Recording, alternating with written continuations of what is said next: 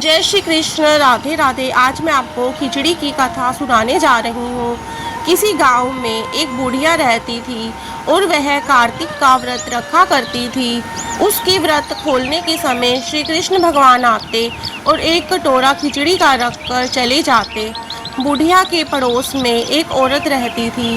वह हर रोज यह देखकर ईर्ष्या करती कि इसका कोई नहीं है, फिर भी इसे खाने के लिए खिचड़ी मिल ही जाती है। एक दिन कार्तिक महीने का स्नान करने बुढ़िया गंगा गई। पीछे से श्री कृष्ण भगवान उसका खिचड़ी का कटोरा रख गए।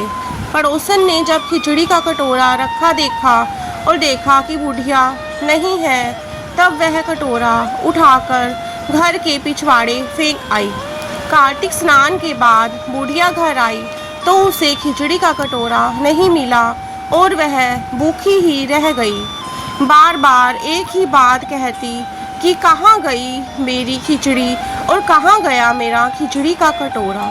दूसरी ओर पड़ोसन ने जहाँ खिचड़ी गिराई थी वहाँ एक पौधा उगा जिसमें 2 फूल खिले। एक बार राजा उस ओर से निकला तो उसकी नज़र उन दोनों फूलों पर पड़ी और वह उन्हें तोड़कर घर ले आया।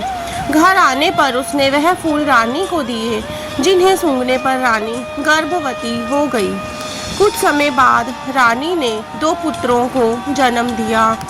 वह दोनों जब बड़े हो गए तब वह किसी से भी बोलते नहीं थे, लेकिन जब वह दोनों शिकार पर जाते तब रास्ते में उन्हें वही बुढ़िया मिलती जो अभी भी यहीं कहीं रहती थी कि कहाँ गई मेरी खिचड़ी और कहाँ गया मेरा खिचड़ी का कटोरा। बुढ़िया की बात सुनकर वह दोनों कहते कि हम हैं तेरी खिचड़ी और हम हैं तेरा बेला। हर बार जब भी वह शिकार पर जाते बुढ़िया यही बात कहती और वह दोनों वही उत्तर देते। एक बार राजा के कानों में यह बात पड़ गई। उसे आश्चर्य हुआ कि दोनों लड़के किसी से नहीं बोलते, तब यह बुढ़िया से कैसे बात करते हैं। राजा ने बुढ़िया को राजमहल बुलवाया और कहा कि हम में से तो किसी से भी ये दोनों नहीं बोलते हैं, तुमसे यह कैसे बोलते हैं। बुढ़िया ने कहा कि महाराज, मुझे नहीं पता कि ये कैसे मुझसे बोल लेते हैं। मैं तो कार्तिक का व्रत करती थी और श्री कृष्ण भगवान मुझे खिचड़ी का बेला भर कर दे जाते थे। एक दिन मैं स्नान करके वापस आई तो मुझे यह खिचड़ी नहीं मिली। जब मैं कहने लगी कि कहाँ गई मेरी खिचड़ी और कहाँ गया मेरा बेला, तब इन दोनों लड़कों ने कहा कि तुम्हारी पड़ोसन ने तुम्हारी खिचड़ी फेंक दी थी तो उसके 2 फूल बन गए थे।